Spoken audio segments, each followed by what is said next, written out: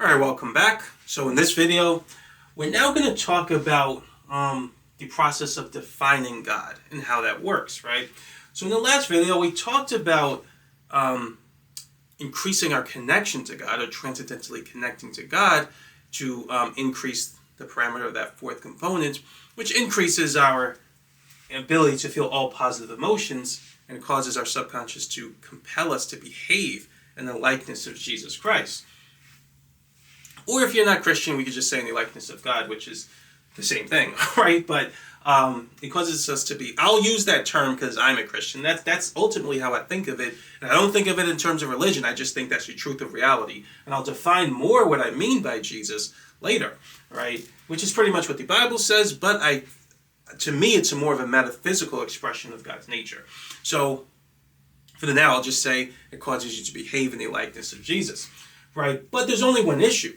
How do we know, and to go over this first point, which is actually just a question, how do we know when we're focusing on God, right? Because I said that transcendental connection pretty much occurs naturally just by virtue of what you're focusing on. It's at least this is my experience, right? It doesn't feel quite like a transcendental function in the same way of emotion and creativity and transcendental perception or control. And it may be, because all of those things change anyway when you charge your subconscious, but this one feels a little different.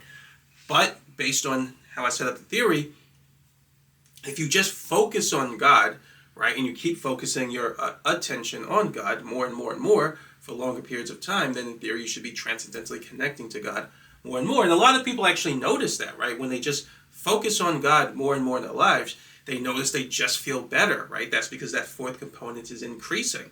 And they just notice a change, right? Just from maintaining focus on God. But how do we know when we're focusing on God, right? There are many different belief systems. There are many different, how do I want to word it?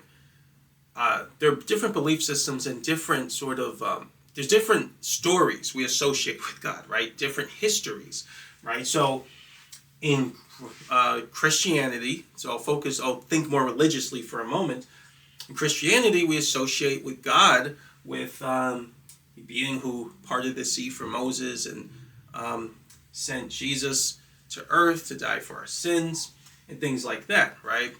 But also, there's Islam, right? So in Islam, there's Allah and the story of Muhammad, right? And then in Hinduism, I think it's Brahman in Hinduism, or whatever it is in Hinduism. There's Buddhism, which I don't even think they believe in God necessarily. I don't know. I think they more or less believe in the universe or something like that, right? But, and I can even do one better, right? Let's say that I'm a cult leader, right? I am a cult leader and I have deceived you into believing that I'm God so I can take your money, right? Let's say you focus on me and think I'm God, right? So how do we know with all of these different approaches to God, or these different ideas and associations in terms of information with God, how do we know when we're focused on the right one, right? Well, we know by virtue of this point, right?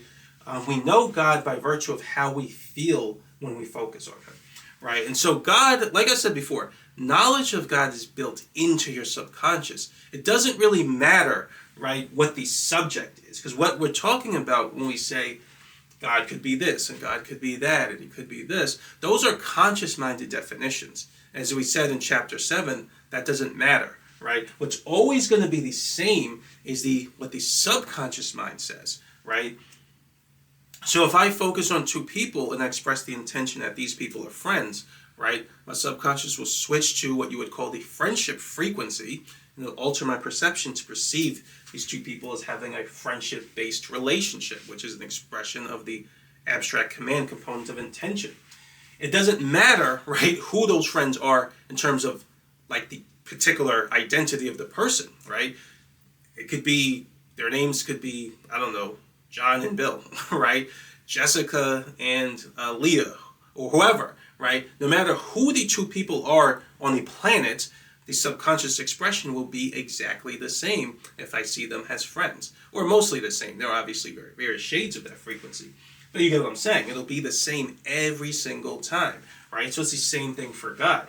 It doesn't really matter what you call Him on a conscious level, right? or what history you associate with him. The thing that's always going to be exactly the same is the way the subconscious expresses itself when you hold an intention to focus on God, right? So how do you know that you're holding the right intention to focus on God, right?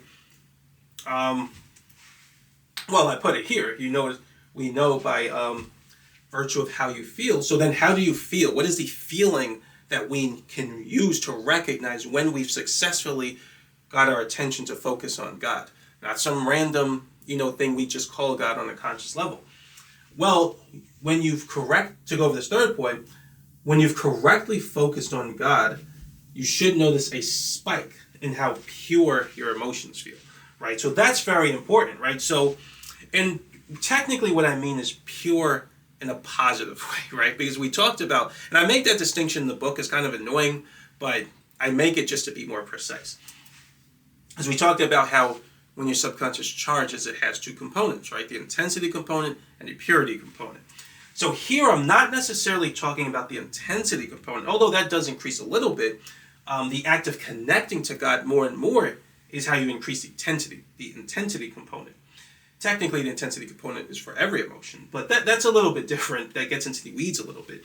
But what I'm talking about here is the purity component. It's how much you feel that singular frequency more and more and more, right? Now, we talked about in the last video how the purity, you can increase the purity component of a frequency while keeping your connection to God fixed.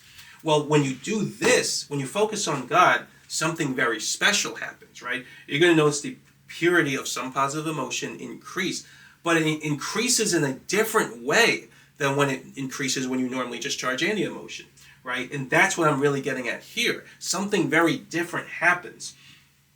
And that's why I was saying last video that it's not quite right to just say that when you charge any positive frequency, you're increasing the connection to God. Because I know from experience that it's not quite like that. Something else is happening when I'm connecting to God. And that's this point, right? So the purity component of the positive emotion, it's not just that you can feel it more purely, but it's like it feels more good. I don't know how, it's like hard to describe it. You'll get used to this when you start connecting to God. But there's you feel more purely positive, or you feel more pure goodness in it. So for example, let's just pick any random emotion, right? As long as it's a positive one, it'll work, right? So let's say I charge the feeling of let's just say I charge the feeling, of having fun, right? Because you could do that one because that one is positive. So if I keep that fourth component, which is really just spiritual energy, so I'll start using that term when we get there. But for now, I'll say the fourth component, which is our connection to God, if I keep that fourth component of quantization fixed, right, then I can charge my subconscious in a way that allows me to feel the frequency of having fun more and more purely. But it won't feel as pure in a positive way, right? In a good way, or it won't feel like pure goodness, right? But when I increase my connection to God more and more, I still feel the purity, but now it feels more like pure goodness, like a more holy or good version of having fun, right? It's a little hard to, I hope I'm describing it correctly, but again, I think you'll recognize what I'm talking about once you practice this. But whatever the positive emotion is, you're going to notice that when you've correctly got your intention to focus on the actual God as defined by your subconscious, not the conscious mind, because that could be anything. When you focus on God as correctly defined by your subconscious, you're going to notice a spike in that feeling of goodness, right? Whatever the positive frequency is, it's going to feel just so good and more pure, more holy, or something like that, right, as you do it. And then you're going to notice when you bring your attention away from God, that holiness feeling or that feeling of pure goodness drops a little bit. The frequency still feels good and it still feels positive, but it doesn't quite feel as pure now, right? And then when you trace your steps back and focus back on God, you're going to notice that it spikes again, right? You feel that feeling of holiness again, that feeling of goodness and that positive frequency. Like I said, it doesn't matter what the positive frequency is. You could have picked romantic love, because that's a positive frequency. You could have picked unconditional love. You could have picked the feeling of gratitude, or the feeling of friendship, feeling like you're friends with others or socially connected to others. It doesn't matter what the positive frequency is. As long as it's a positive frequency, you're going to notice it feels more pure. The goodness of it just feels more pure, and the positivity of it feels more pure when you focus on God, right? So that's ultimately how you know God subconsciously, because that is a process, right? And this is actually a big problem that I've noticed, because so many people, and this is something I'm actually going to talk about again in chapter 4 in more detail, because I think that's something God wants me to tell you guys. Is like now that we're in the second book, right? I'll start mentioning things God has told me as I speak to God. I'm going to tell you guys how to speak to God too, to start your eternal conversation with God, right? But something that people do a lot is they get way too caught up on defining God by the conscious mind. We've already shown that the definitions the conscious mind uses means nothing, right? I could define the word friendship in a million different ways, right? I could define it to mean something very bad or evil, or something good, or something in between. It makes no difference. The only thing that stays the same is your subconscious. And that's exactly how God is. Too many people try to look for God or define him or know him, right, by virtue of what the conscious mind says. That doesn't mean anything. God gave you the tools to know him on his subconscious level, and you will find him. And that's part of what I was saying in one of the videos in the last chapter, I think the last video, that if you chase his goodness, right? We'll talk more about that in chapter 4, also in the next chapter. But when you chase his goodness, you will find him, because you will start naturally charging this feeling, that feeling of pure goodness, pure positivity.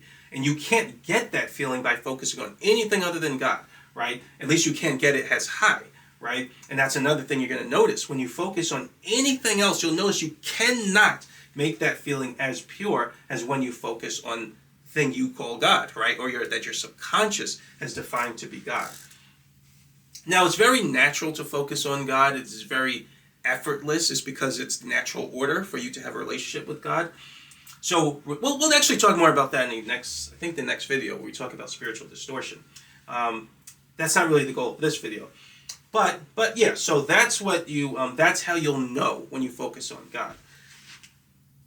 Now, an interesting thing is, can we use that fact to understand God's nature, right? So, like we talked about in chapter 7 about subconscious forms, right? We talked about, for example, the friendship relationship is a subconscious form. It's an organizational pattern, an abstract organizational pattern that has to do with the way the abstract components of our intention, the abstract command components of our intention expresses a relationship between people, or between subjects, right? That itself is still an arrangement pattern. Now, we can know what defines the ideal friendship as defined by God, which is built in our subconscious, by virtue of when we hold that, when you express the form intention that expresses a relationship, we feel a certain feeling, right? So we call that the friendship frequency, or the friendship emotion. And the more pure that emotion becomes, right, you can say that we more purely or more accurately defined the friendship relationship, which is just the form intention. Now, if I produce certain relationship parameters that go away from that ideal, that friendship feeling will disappear more. And if it'll just disappear more. And as I produce intentions that more accurately approximate the subconscious form associated with friendship, then that friendship feeling will come in more purely, right? So that's how I can know how a word is defined by my subconscious. So we can actually do the same thing with God, right? So to go over this point, God is a word, and we actually talked about how subconscious forms function like words at the subconscious level. But God is a word built into the subconscious, like any subconscious form, like any subconscious word, I meant to say. God is a word built in the subconscious, and like any subconscious word, we can know God's nature by virtue of what thoughts allow us to maintain that feeling of purity and what thoughts push it away. So exactly the same thing we talked about in chapter 7. So if I focus on God, and I feel a spike in that purity, just that pure feeling of goodness, right? I can't get that feeling by focusing on anything else except God. Well, I will notice that certain thoughts allow me to maintain that feeling, then certain thoughts will push it away, right? So if I think of hurting a person, I'm going to notice this goes away immediately, right? There's nothing I can do to think about hurting a person and maintain that feeling of goodness and that purity, right? So by the same token, if I think of hurting a person, that pushes really any positive frequency away. But it pushes any positive frequency away by virtue of the fourth component. Because I can focus on any other positive frequency, and that'll push another positive frequency away. But I didn't necessarily feel bad in doing that. I just changed frequencies. What pushes a positive frequency away is weakening your connection to God, right? Which we didn't talk about that at all in the first book. But if I think of something negative, right, I'm going to notice when I think of something negative, that fourth component drops a little bit. My connection to God weakens. But ultimately, I'll notice that spike in purity feeling goes away immediately, right? Now, if I think of some other positive frequency and focus on God, I can maintain that feeling of God, right? So positive frequencies are associated with the essence of what God is. But just to get it a little bit more specific, let's say I focus on, so I talked about hurting someone. Let's say I focus on stealing. You're going to notice this frequency drop immediately. And there's nothing you can do to try to maintain it maintain it as purely, I should say, while focusing on hurting, stealing from someone. Or if I lie, right? And so on and so forth. So basically things we consider to be immoral, right? And there's even things that might not be considered to be immoral in society, but you're going to notice still get this feeling to drop, right? We'll talk more about that later in this chapter, those types of behaviors. This is what I've started to go by in terms of knowing right and wrong. I simply go by that feeling. What pushes that feeling away? Well, we'll talk more about it later. I haven't quite set up all the framework for it yet.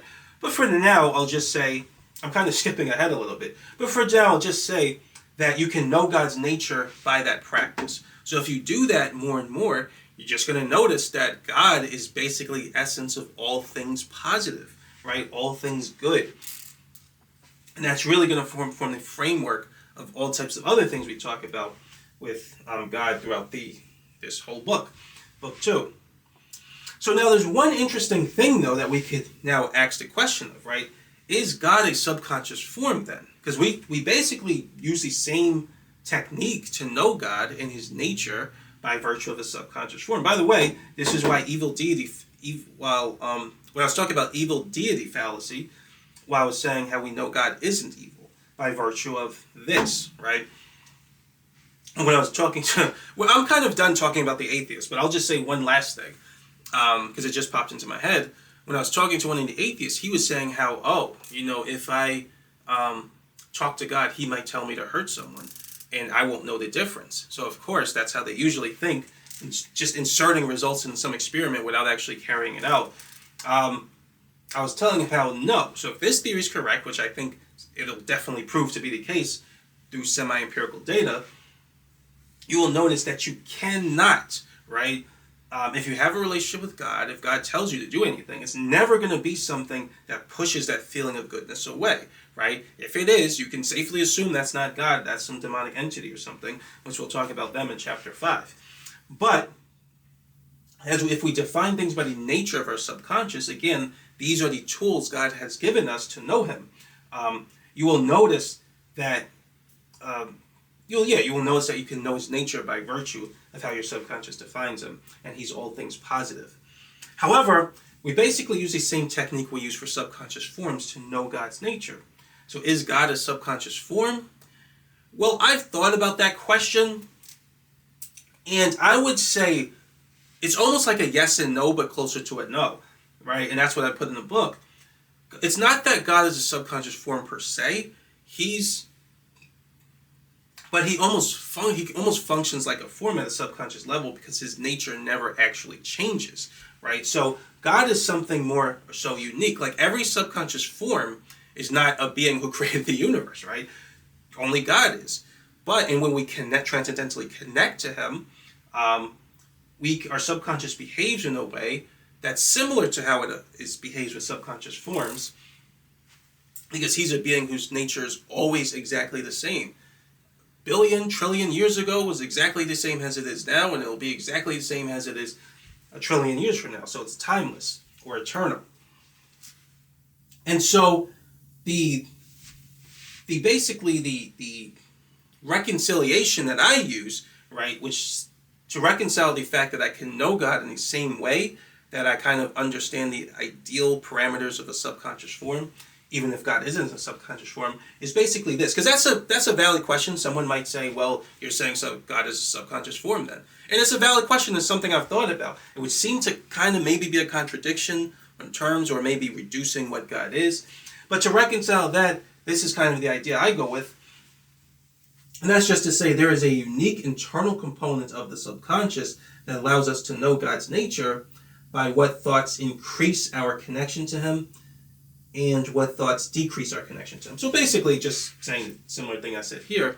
In other words, God is unique, right? So there's a unique internal component of our subconscious that allows us to use the same technique to know Him that we do for subconscious forms.